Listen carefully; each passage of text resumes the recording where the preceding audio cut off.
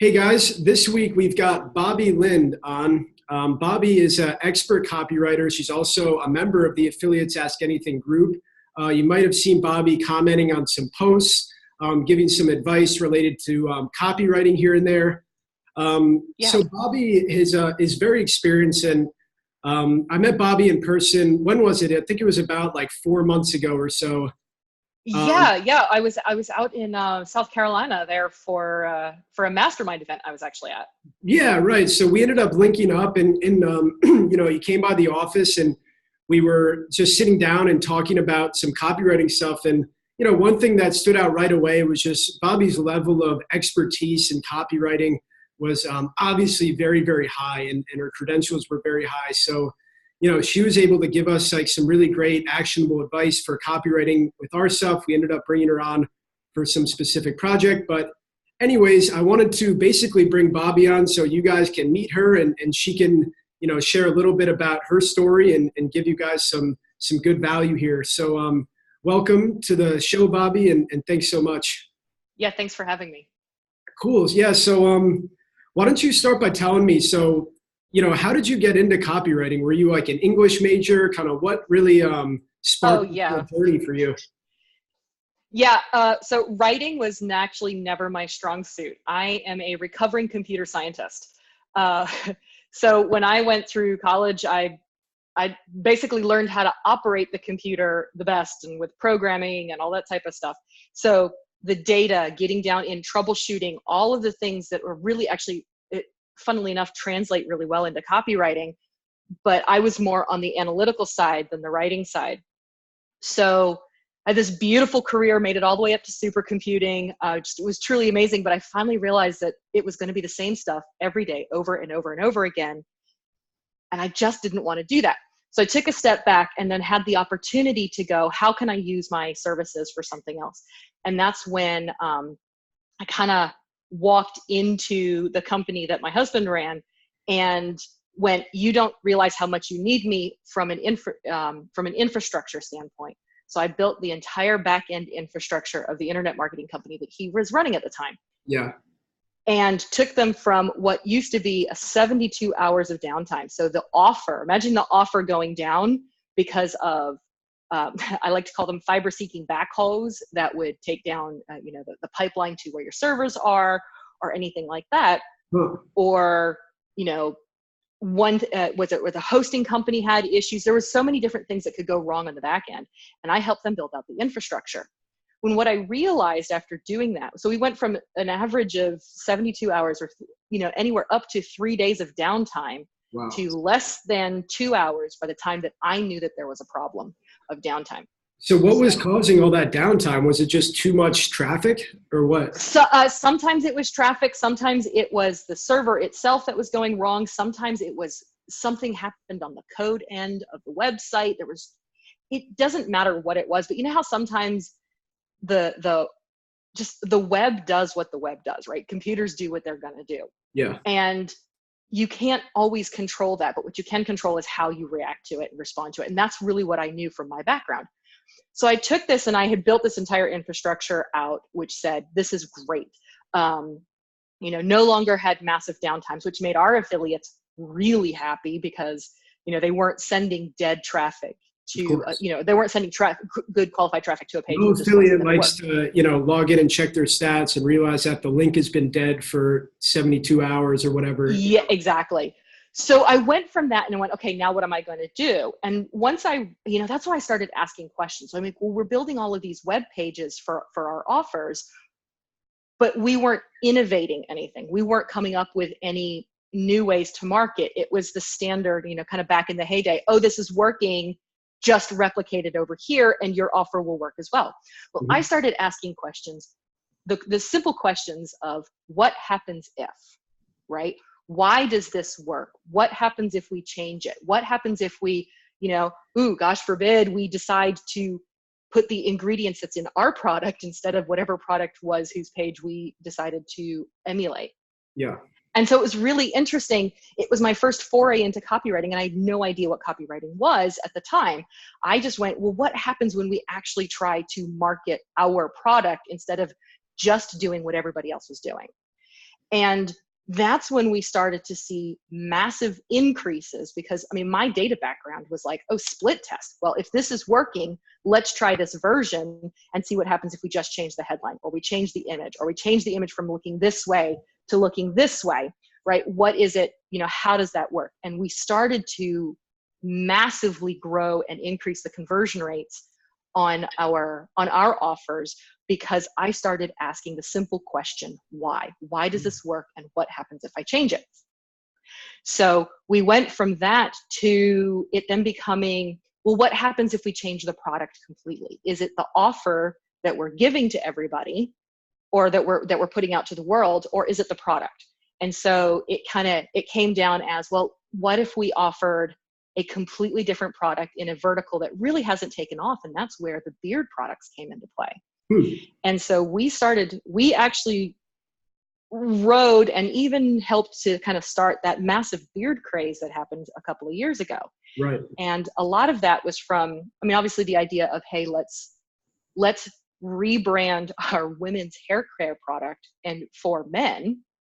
And then I went through and did all of that research to build the offer and do the marketing and copywriting around selling to men versus what we had been doing, previously of selling to women. Yeah. That's really, so that's kind of, yeah, that's the stretch from recovering as a computer scientist and getting into marketing.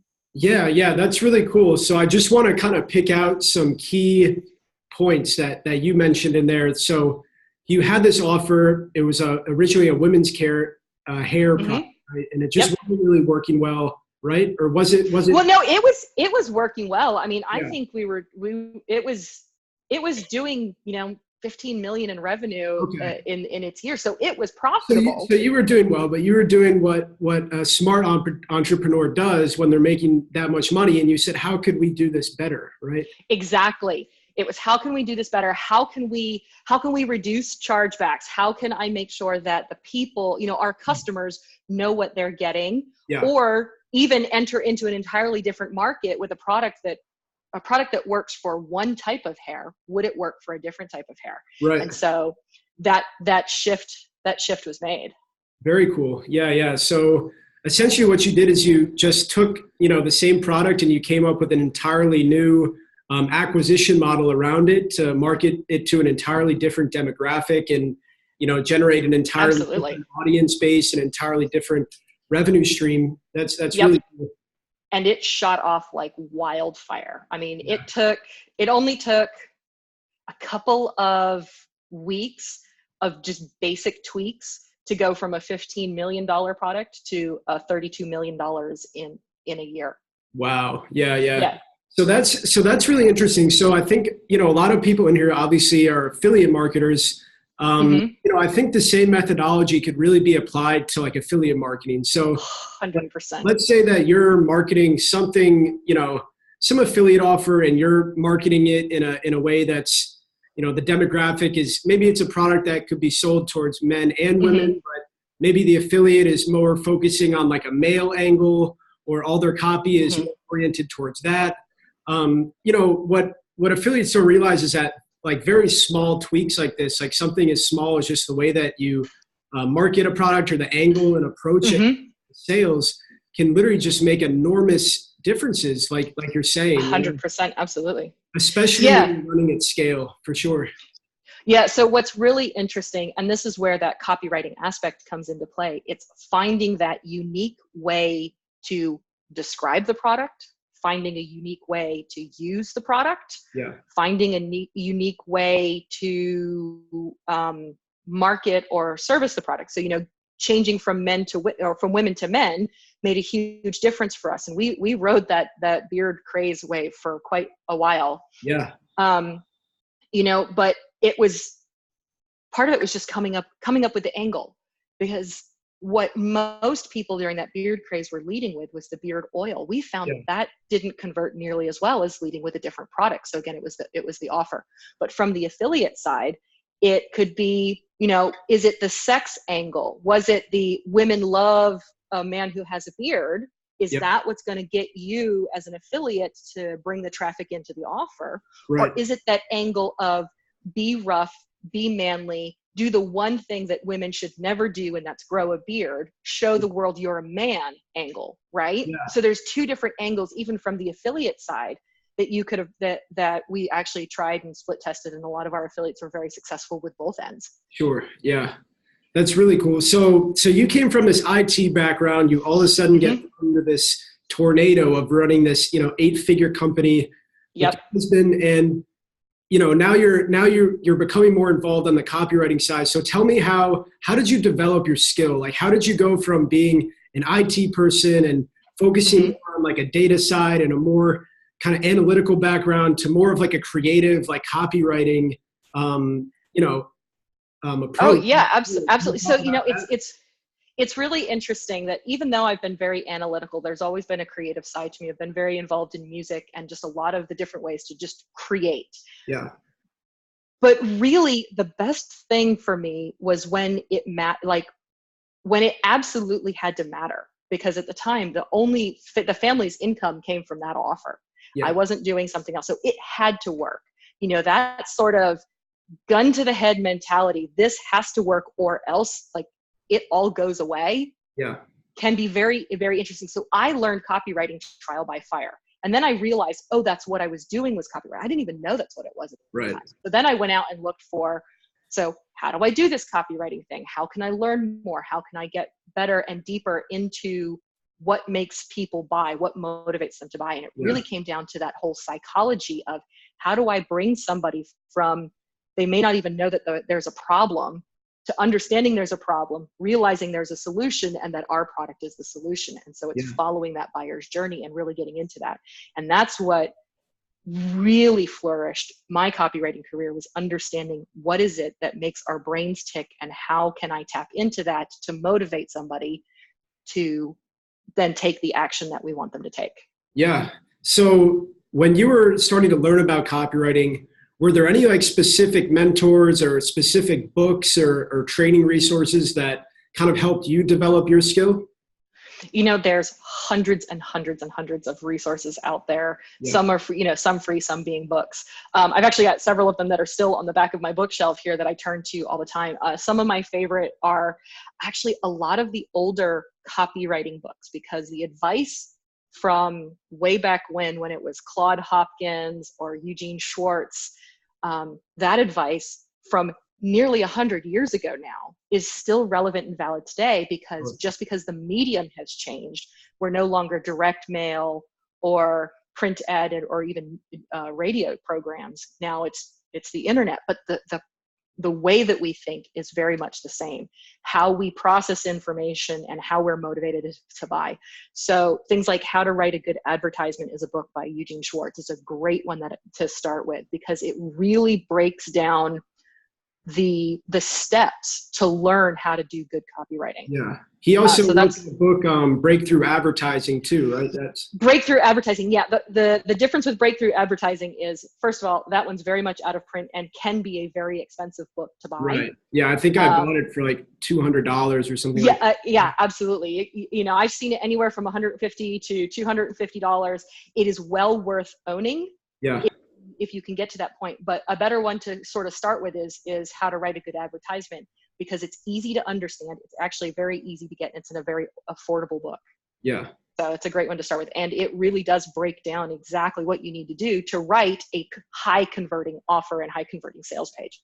Yeah. Yeah. So that's very interesting. So, what Bobbie's been saying is that the psychology factor of copywriting, even though the tactics might change, like in the 1960s, they were sending flyers out to people's mailboxes or whatever, doing very long form copies. Maybe nowadays with advertising, like if you're running Facebook ads or native ads, your ad copy, at least on the ad side, might be very short form. Like you might only have a 2 or 3 sentence ad basically, but the whole psychology aspect of copywriting basically stays true throughout time, because the psychological aspects of why people are motivated to buy and what makes people want to buy things really stayed very much the same all throughout time in a sense, right?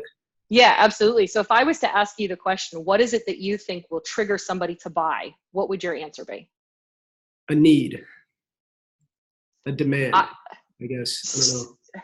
So I would go even slightly deeper than that. It's an Yeah. emotion.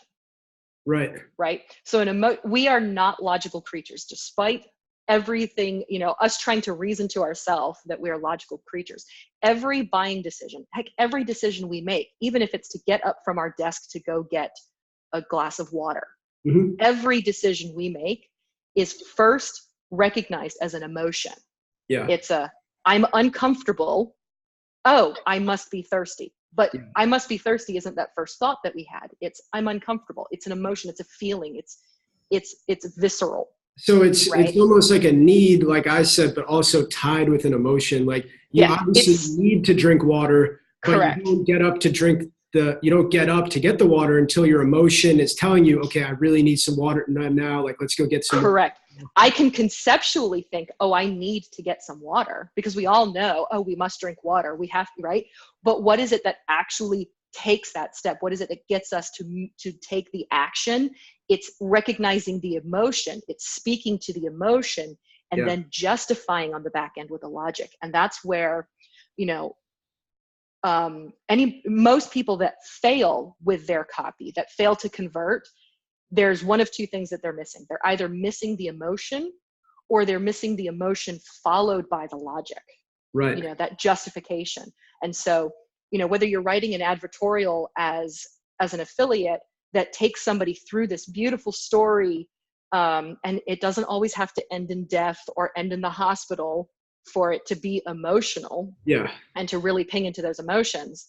And that's, there's an interesting trend that I've been, that we've seen over the last couple of years where, oh, in order for me to know that I have this problem, I ended up in the hospital. Right. It doesn't have to get that bad as far as the story goes, but you have to reach and ping into that emotion and then move it into that justification and the logic.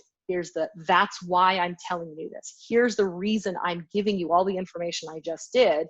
And it's because this new product is available and all that type of stuff. So that's how you can move them from that emotion of, yeah, I really am uncomfortable. I'm sitting here like my mouth is dry. I'm going, what is going on? Yeah. And, oh, that's why I have this offer for you of getting up and walking to your refrigerator and getting yourself a drink of water. So you move them from the emotion into the actual logic behind it. Yeah. Yeah. So that's very interesting. So I think you just gave some really good insights there.